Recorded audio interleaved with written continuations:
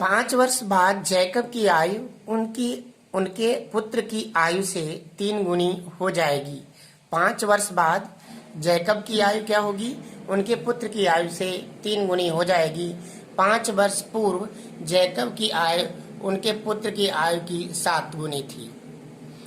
उनकी वर्तमान आयु क्या है? तो हम परिकल्पना करेंगे कि जैकब की वर्तमान आयु x तथा उनके पुत्र की आयु y है। तो यहाँ पर लिखेंगे, माना जैकब की वर्तमान आयु बराबर x वर्ष। जैकब की वर्तमान आयु क्या होगी? x वर्ष, और उनके पुत्र की आयु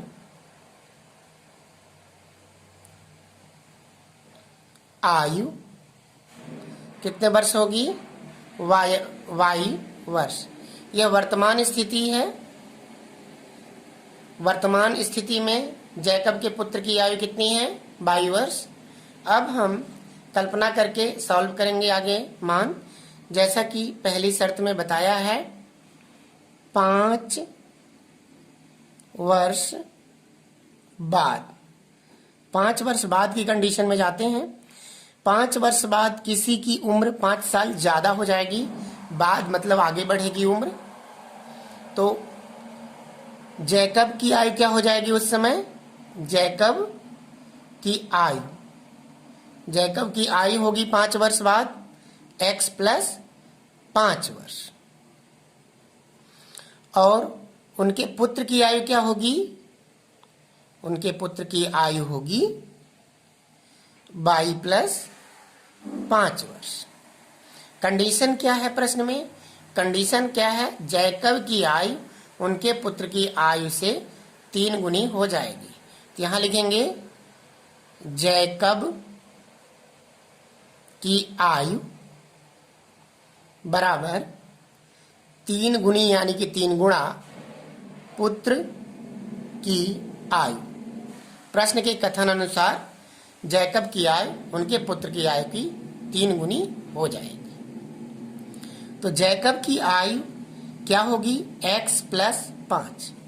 उनके पुत्र की आयु 3 गुणते y प्लस 5। x प्लस 5 बराबर 3 का y में गुणा करेंगे, 3y, 3 का 5 में गुणा करेंगे, 3 पचे 15। आगे बढ़ेंगे, x 3y का पक्षांतरण कर लेंगे तो माइनस 3y बराबर 15, यह राशि, और यह 5 प्लस 5 वहां जाएगा तो माइनस 5। x माइनस 3y बराबर 15 में 5 निकला तो क्या आएगा? 10। यह समीकरण 1 निगमित हो गया पहली शर्त के अनुसार। अब हम दूसरी शर्त में चलेंगे। दूसरी शर्त प्रश्न में दी गई है कि 5 वर्ष पूर्व यानी कि पहले यानी कि माइनस 5 वर्ष पूर्व जैकब की आयु उनके पुत्र की आयु की 7 गुनी थी। 5 वर्ष पूर्व जैकब की आयु क्या होगी? 5 कम हो जाएगी, और उनके पुत्र की आयु क्या होगी? 5 कम हो जाएगी। तो यहां पर लिखेंगे 5 वर्ष पूर्व। 5 वर्ष पूर्व की स्थिति में चलेंगे तो 5 वर्ष पूर्व जैकब की आयु क्या होगी? इसको लिखते हैं, जैकब की आयु। 5 वर्ष पूर्व जैकब की आयु x माइनस 5 वर्ष। उनके पुत्र की आयु क्या होगी? उनके पुत्र की आयु भी 5 वर्ष कम होगी। यहां लिखेंगे y माइनस 5 वर्ष। अब प्रश्न की शर्त में जाएंगे। प्रश्न की शर्त क्या कहती है? जैकब की आयु उनके पुत्र की आयु की 7 गुनी है। यहां लिखेंगे, जैकब की आयु बराबर 7 गुनी किनके है? उनके पुत्र के आयु की। 7 गुणा पुत्र की आयु। अब इसमें मान रखेंगे, जैकब की आयु क्या है? x minus 5। 7 गुणा उनके पुत्र की आयु क्या है, y माइनस 5। आगे बढ़ेंगे, x माइनस 5 बराबर 7 का y में गुणा करेंगे, 7y माइनस 7 पचे 35। अब 7y का पक्षांतरण कर लेंगे तो x माइनस 7y बराबर माइनस 35। इस प्रकार इसमें से 5 का पक्षांतरण करेंगे तो माइनस 5 है, तो यहाँ क्या होगा, प्लस 5। आगे बढ़ेंगे, x माइनस 7y बराबर माइनस 35 में 5 घटाएंगे क्योंकि अलग अलग चिन्ह है। 35 में 5 घटेगा तो क्या होगा, माइनस 30। इस प्रकार यह समीकरण 2 बन जाएगा। हम समीकरण 1 व 2 को प्राप्त कर चुके हैं। पहला समीकरण हमें मिला है x माइनस 3y बराबर 10, दूसरा मिला है x माइनस 7y बराबर माइनस 30। समीकरण 1 से चलेंगे, लिखेंगे समीकरण 1 से। समीकरण 1 से x माइनस 3y बराबर 10, इनमें से 3y का पक्षांतरण करेंगे तो x बराबर 10 धन 3y, ये माइनस 3y का पक्षांतरण होगा तो इस तरफ क्या हो जाएगा, धन 3y। यह समीकरण आपका बन जाएगा 3। यह समीकरण हमें एक समीकरण से प्राप्त हुआ है, इसलिए हम दूसरे समीकरण में इसको अध्यारोपित करेंगे। यहाँ लिखेंगे x का मान समीकरण 2 में रखने पर, x का मान समीकरण 2 में रखेंगे तो यहाँ पर क्या है, x माइनस 7y बराबर माइनस 30। तो x की जगह पर क्या हो जाएगा, 10 धन 3y। इस x की जगह पर क्या हो जाएगा, x का मान 10 धन 3y माइनस 7y बराबर 30। बाकी का समीकरण नोट कर लेंगे। आगे बढ़ेंगे तो यहाँ पर क्या मान निकलेगा, 10 और 7y में 3y निकालेंगे तो कितना होगा माइनस 4y बराबर 30। अब आगे हम बढ़ते हैं तो माइनस 4y बराबर, ये जो माइनस 30 है अपना माइनस 30, तो ये 10 जो है धनात्मक है तो पक्षांतरित हो जाएगा, तो उसके बगल में क्या जाएगा, माइनस 10, माइनस 30 के बगल में। माइनस 4y बराबर माइनस 30 और माइनस 10 कितना होगा, माइनस 40। माइनस माइनस दोनों तरफ का प्रतिच्छेद हो गया तो बचा क्या, y बराबर 40/4, तो 4 दाहम 40। इस प्रकार y का मान हमें क्या प्राप्त हो जाएगा, 10। y का मान 10 हमें प्राप्त हो जाएगा। अब यहाँ लिखेंगे y का मान समीकरण 3 में रखने पर, y का मान हम समीकरण 3 में रखेंगे तो क्या होगा, x बराबर 10 धन 3। समीकरण 3 देखिए, x बराबर 10 धन 3, y यहाँ पर है तो y की जगह पर क्या लिख दिए, ब्रैकेट में 10। तो इंप्लाइज दैट x बराबर 10, 3 दाहम 30, तो यह हो जाएगा x बराबर 10 धन 30। आगे बढ़ेंगे, ये होगा x बराबर 30 और 10 जोड़ेगा तो कितना हो जाएगा, 40 हो जाएगा। 30 और 10 जोड़ेगा तो कितना हो जाएगा, 40 हो जाएगा। तो इस प्रकार x बराबर कितना आ जाएगा, 40। अतः हमारा हल क्या होगा, अतः जैकब की आयु कैसी, वो भी वर्तमान 40 वर्ष और पुत्र की उसके आयु 10 वर्ष। इस प्रकार हम अभीष्ट आंसर प्राप्त कर सकते हैं। यदि किसी भिन्न के अंश व हर दोनों में 2 जोड़ दिया जाए तो वह 9/11 हो जाता है। यदि अंश व हर दोनों में 3 जोड़ दिया जाए तो वह 5/6 हो जाता है। तो भिन्न ज्ञात कीजिए। इस प्रकार का प्रश्न है। तो यहाँ पर हल करते समय हम भिन्न को मानेंगे, और भिन्न कैसा होता है, हर वह अंश के रूप में होता है। तो यहाँ पर मानेंगे कि माना कि भिन्न x बटा y है। हमने मान लिया कि भिन्न क्या है हमारा, x बटा y। तो अब प्रश्न के अनुसार चलेंगे। प्रश्नानुसार हम क्या करेंगे कि हर व अंश दोनों में क्या जोड़ दिया जाए, 2 जोड़ दिया जाए। हर व अंश में क्या जोड़ दिया जाए, जो 2 जोड़ दिया जाए। तो यहाँ पर लिखेंगे x बटा y, ऐसा लिख देंगे। और हर वो अंश में प्रश्न में लिखा है 2 जोड़ दिया जाए। तो अंश में क्या कर रहे हैं, 2 जोड़ रहे हैं, और हर में क्या जोड़ रहे हैं, 2 जोड़ रहे हैं। तो क्या निकल रहा है, 9 बटा 11। यह कहता है कि प्रश्न के हर व अंश में जोड़ 2 जोड़ दिया जाए तो भिन्न क्या बन जाता है, 9 बटा 11। तो ऐसा लिख देंगे। और पहली शर्त को आगे बढ़ाएंगे। पहली शर्त में अब बढ़ रहे हैं हम, क्रॉस मल्टीप्लिकेशन कर लेंगे दोनों तरफ का। 11x + 2 बराबर 9y + 2। इस प्रकार हम इसका यहाँ गुणा कर लेंगे और इसका यहाँ गुणा कर लेंगे। ब्रैकेट के बाहर की राशि का गुणा ब्रैकेट के अंदर के प्रत्येक राशि में होता है, इसलिए हम यहाँ पर 11 का x में करेंगे 11x + 11 का 2 में करेंगे 11 दूनी 22, और 9 का y में करेंगे 9y धन 9 दूनी 18। 11x और इसका पक्षांतरण करेंगे तो क्या हो जाएगा, 9y बराबर 18 माइनस 22। 11x माइनस 9y बराबर कितना हो जाएगा, 22 में 18 निकालेंगे, 18 2 20 और 2 22, कितना हुआ, -4। यह समीकरण 1 प्राप्त हो गया है। अब दूसरी शर्त में चलते हैं, और अब और लिख के हम दूसरी शर्त में चलते हैं।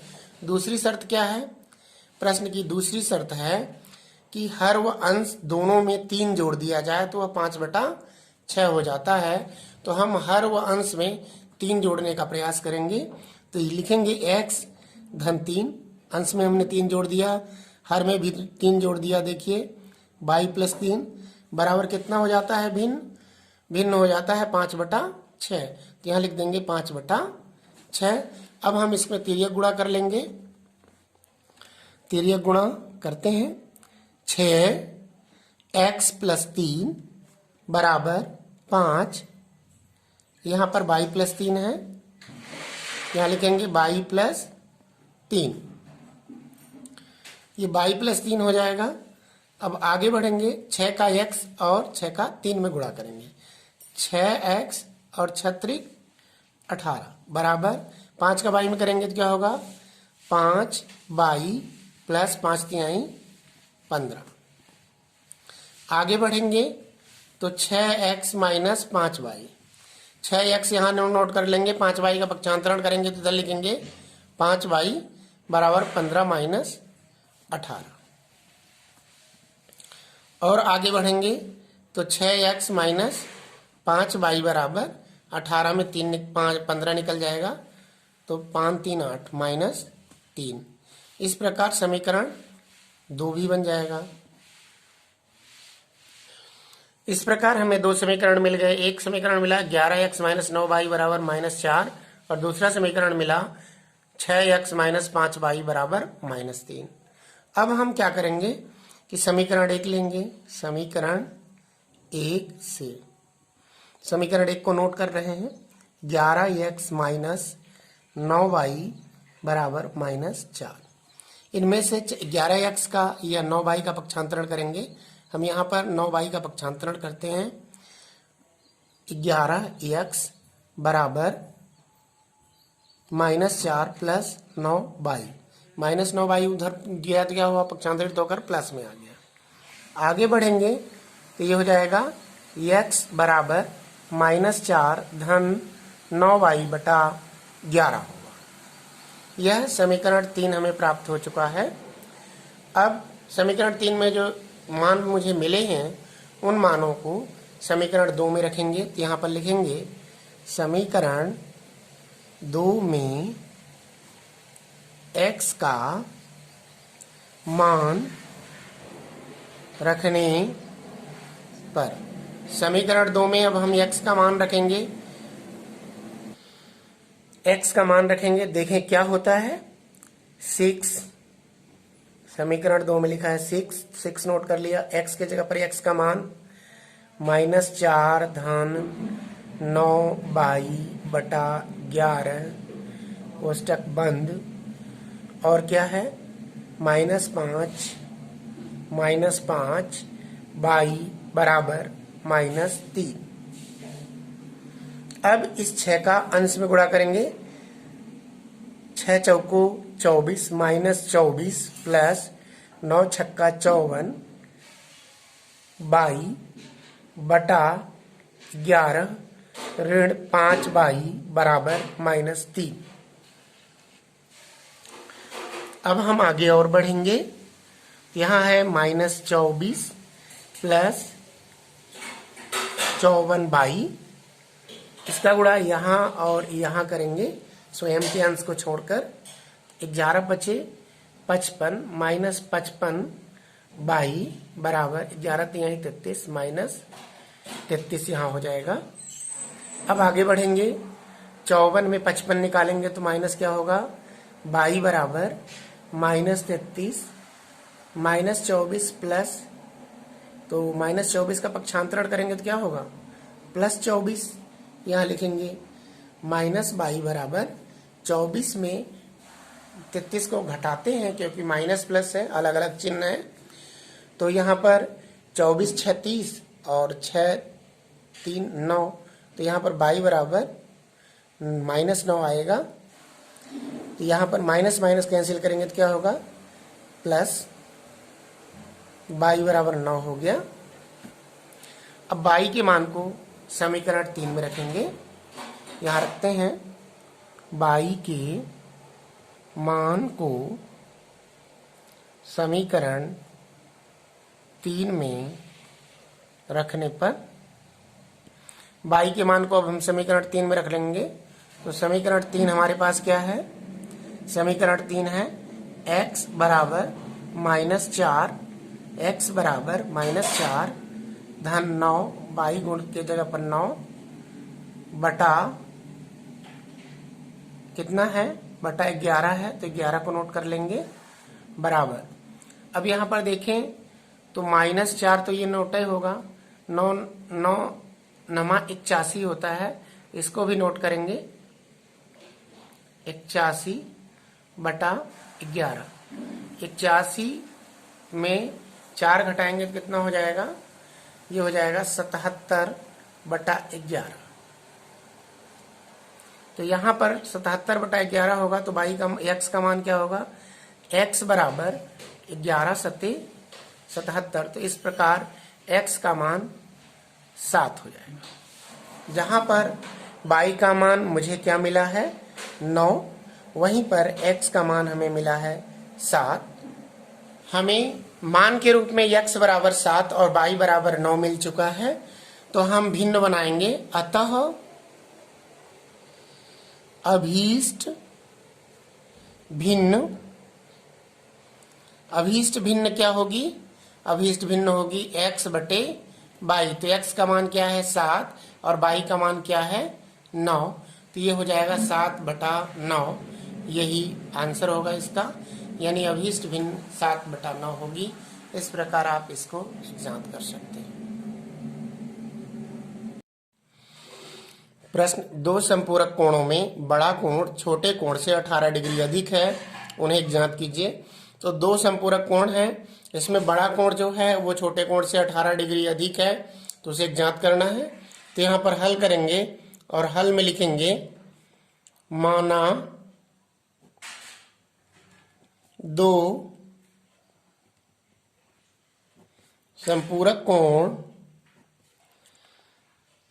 x व y, दो संपूरक कोण क्या है, एक x है और दूसरा y है। तो यहां पर लेंगे प्रश्नानुसार संपूरक कोणों का योगफल क्या होता है 180 अंश। तो यहां लिखेंगे संपूरक कोणों का योगफल बराबर कितना होता है 180 अंश। तो संपूरक कोण क्या है x और y है, तो इनका योगफल कितना होगा 180 होगा। तो यहाँ लिखेंगे x प्लस y बराबर 180 अंश। यह हो जाएगा हमारा पहला प्रश्न। अब दूसरे शर्त की ओर चलेंगे। पहली शर्त तो हमारी हो गई है, दूसरी शर्त की ओर चलेंगे कि बड़ा कोण छोटे कोण से 18 अधिक है। तो बड़ा कोण क्या है, बड़ा कोण है x और छोटा कोण क्या है y है। तो यहाँ पर लिखते हैं माना बड़ा कोण x तथा छोटा कोण y है। किसी को कल्पना करके हम ऐसा मान लेते हैं। अतः बड़ा कोण क्या होगा x, छोटे कोण y से 18 अधिक होगा तो प्लस 18। यह समीकरण 2 हो जाएगा। यानी बड़ा कोण x जो है वो y से कितना है 18 अधिक है, तो प्लस 18 कर दिए, यह समीकरण 2 बन गया। अब यहाँ पर x का मान समीकरण 1 में रखेंगे। तो लिखेंगे x का मान समीकरण 1 में रखने पर, अब x का मान क्या है, x बराबर y धन 18। तो इसको क्या करेंगे x के स्थान पर रखेंगे तो क्या हो जाएगा y धन 18। इस x के पास क्या हो जाएगा y धन 18 और यह प्लस लिख देंगे और पुनः ये वाला y नोट करेंगे बराबर 180। अब ये y दोनों जोड़ेंगे तो कितना होगा 2y धन 18 बराबर 180। अब इसको आगे लेके चलेंगे तो होगा 2y बराबर 180 माइनस 18। तो 2y बराबर 18 में 180 में 18 घटा देंगे, 10 में 8 गए 2 और ये 7 हो गया, 7 में 1 गया 6, 162 आया। अब हम आगे बढ़ेंगे तो यहाँ लिखेंगे y इंप्लाइज दैट y बराबर 162 बटा 2। 162 में 2 का भाग करेंगे तो कितना आएगा 2 अट्ठे 16, 2 एक कम 2, तो ये हो जाएगा y बराबर 81।